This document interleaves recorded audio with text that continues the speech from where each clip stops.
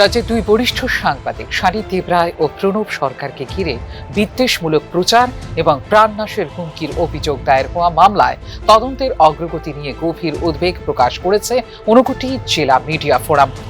জনচাপের মুখে শেষ পর্যন্ত এফআইআর গ্রহণ করা হলেও কার্যত স্থবির হয়ে রয়েছে তদন্ত। প্রাথমিকভাবে অভিযোগ নথিভুক্ত করতে চরম অনীহা দেখায় পুলিশ। সাংবাদিক মহল ও সাধারণ মানুষের চাপের পর এফআইআর রেকর্ড করা হলেও তার পরবর্তী পদক্ষেপে নেই দৃশ্যমান কোনো অগ্রগতি।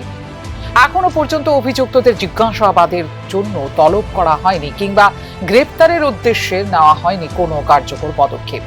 এই নিষ্ক্রিয়তা আইন প্রয়োগকারী সংস্থার নিরপেক্ষতা নিয়ে গুরুতর প্রশ্ন তোলে এবং সংবাদ মাধ্যমের সঙ্গে যুক্ত ব্যক্তিদের মধ্যে ভয়ের পরিবেশ সৃষ্টি করেছে বলে জানিয়েছে ঊনকোটি জেলা মিডিয়া ফোরাম।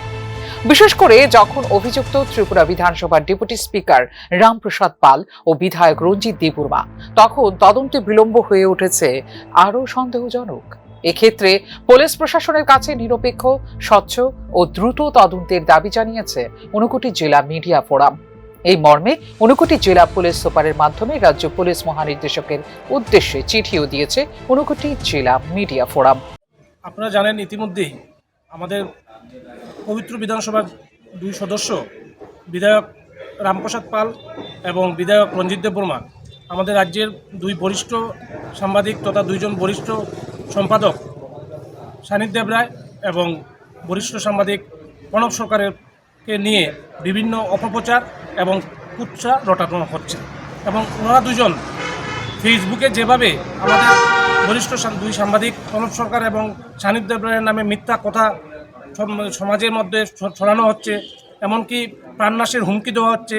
আমাদের সাংবাদিক তথা সম্পাদক আজকের পরিবারের এডিটর প্রণব সরকারের বাসভবনের সামনে গিয়ে যেভাবে বিক্ষোভ দেখানো হচ্ছে এবং লাল চিহ্ন দিয়ে, ওনার ছবিতে লাল চিহ্ন দিয়ে, ক্রস চিহ্ন দিয়ে ওনাকে প্রাণনাশের যে হুমকি দেখানো হচ্ছে, তাতে আমরা ভীষণ চিন্তিত।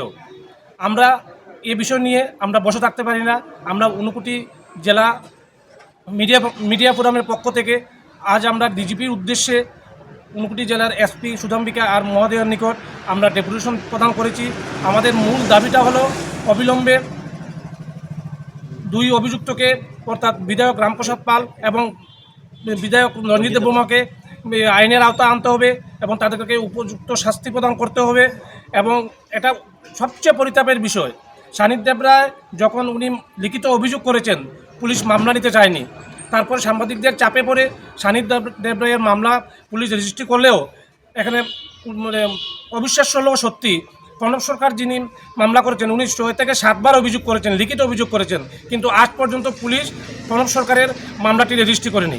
আমরা ডিজিপির কাছে আমরা এই অনুরোধ রাখছি বা আমাদের ঊনকোটি জেলার মিডিয়া ফোরামের পক্ষ থেকে আমরা এই দাবি রাখছি, অবিলম্বে সাংবাদিক প্রণব সরকার যে মামলা করেছেন, মামলাটি রেজিস্ট্রি করে পুলিশ নিরপেক্ষ ভূমিকা পালন করে দুই বিধায়ককে আইনের আওতায় আনতে হবে এবং তাদেরকে উপযুক্ত শাস্তি প্রদান করতে হবে। পুলিশ যদি খুব শীঘ্রই কোনো যথাশীঘ্র যে কোনো ধরনের পদক্ষেপ না নেওয়া হয়, তাহলে আগামী দিনে আমরা বসে থাকবো না। গোটা রাজ্যের সাথে ঊনকোটি জেলায়ও আমাদের ঊনকোটি ডিস্ট্রিক্ট মিডিয়া ফোরামের পক্ষ থেকে বৃহত্তর আন্দোলন করা হবে। গণতন্ত্রের চতুর্থ স্তম্ভের নিরাপত্তা ও মর্যাদা অক্ষুণ্ণ রাখতে হলে অভিযুক্তদের বিরুদ্ধে আইনি প্রক্রিয়া দ্রুত শুরু করা এবং প্রয়োজনে গ্রেপ্তারের ব্যবস্থা নেওয়া জরুরি। প্রশাসন যদি এই ঘটনায় সক্রিয় না হয়, তবে বৃহত্তর সাংবাদিক সমাজকে সঙ্গে নিয়ে গণতান্ত্রিক আন্দোলনের পথে হাঁটার হুঁশিয়ারিও দিয়েছে ঊনকোটি জেলা মিডিয়া ফোরাম। সার্বিকভাবে বলতে গেলে এই ঘটনাটি এখন শুধু একটি অভিযোগের সীমায় আবদ্ধ নয়, বরং তার রাজ্যে সংবাদ মাধ্যমের স্বাধীনতা ও নিরাপত্তার প্রশ্নে তৈরি করেছে জোর বিতর্ক। ফিউরো রিপোর্ট, নিউজ নাও।